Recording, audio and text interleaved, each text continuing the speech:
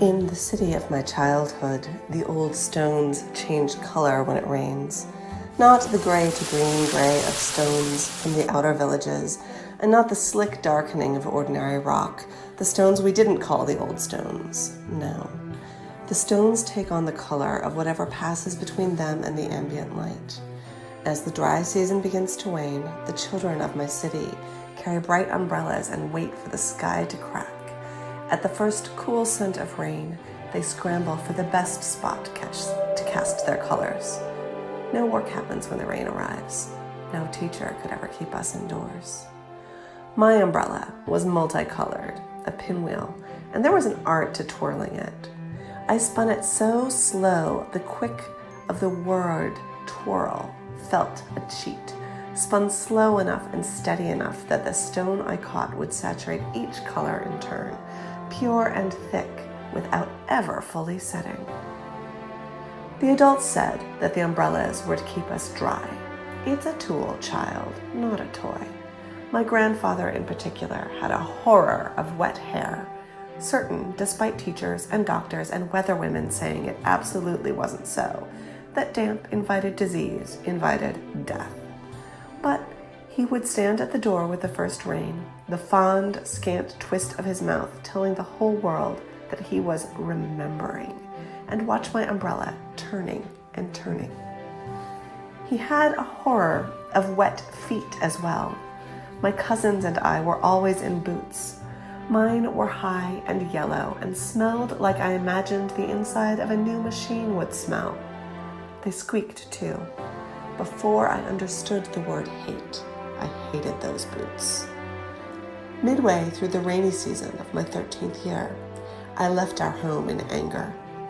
The walls pressed too close, the corners of grandfather's mouth pinched too close together, and even though the wonder outside was familiar, it was still wonder. It was still outside. I walked and walked. The rain at this point was a cobwebby mist. I came to one of the many unloved scrabble of fields toward the edge of the city. A lane scarred through it, ancient, improbable, and impossibly hewn of the old stone. I say impossibly because we used the old stone for two things and two things only. We used it for the city wall, and we used it for the central temple. There was not enough stone for each, and so our public works were always scant and borrowing. In times of peace, we took for the temple from the wall. In unsettled times, we took from the temple to shore the wall back up. Yet here it was, an old stone lane. I walked up it and down, the yellow of my boots turning the footprints to gold. The rain got worse, heavy, cold. I took off my boots. I took off my socks, which were thick and knobby, knit and purple. I walked the old stones barefoot, and they did not take on the color of my flesh. I liked that. I walked. I thought. I walked. I thought. It was a stew of thinking, spiced with what it would take me years to find actual words for. 4 thoughts, 4 in total, but also tangled together. My city, with its stones, was never fully secure. My city, with its stones, was never fully celebratory. My city, with its stones, stole from itself, never allowing its people to walk in its loveliest of miracles. And I was from the city, but its stones, which were its essence, did not absorb me. My feet grew cold and pruned. I returned home. And grandfather was right. For 3 days I had a fever that burned away the location of the lane. I looked for it. For years I looked. Wet season to dry season to wet. I am not a natural storyteller. I have gone through this world seeing more than I speak. And so I realize now, I should have said earlier, that the flowers in my childhood city were always white. Even flowers from distant soil paled when grafted to our blooms. Even seeds with names like Fireburst or Sunstep or Skybrush came up the fragile color of bone. Some said this too was stone magic, the pale petals payment for the astonishing color when it rained. Some said it was a lesson. We were to nurture only what would nourish us in turn. Our vegetables came out of the ground in the customary hues. Our fruits turned vivid every year. Some called it simple conspiracy, the work of distant gardeners, making sure their colored blooms would fetch thousands in our markets. It's just the way of it, Grandfather said. He was older, watchful, ever more pinched, ever more remembering.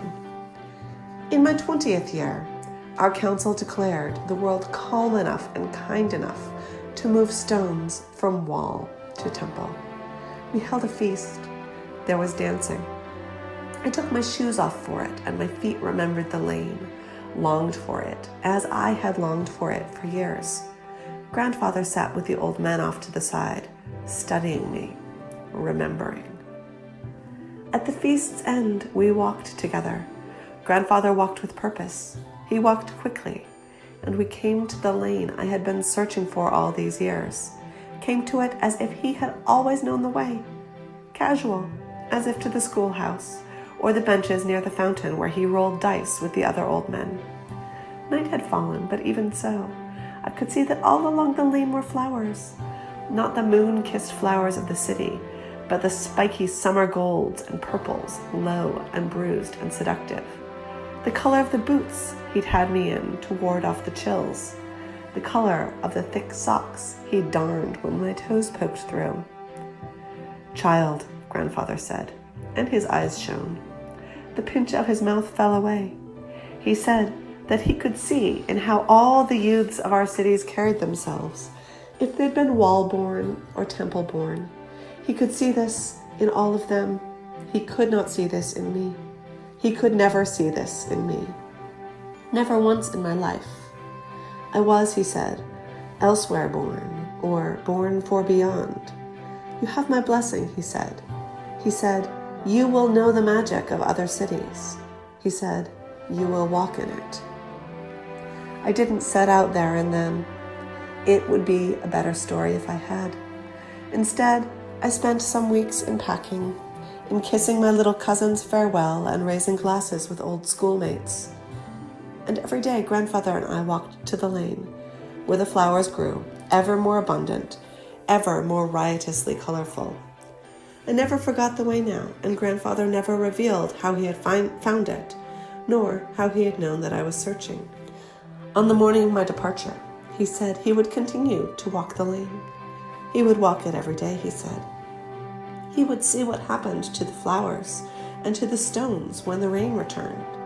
There was newness in this city, even for a man of his years, as there was newness beyond it for me.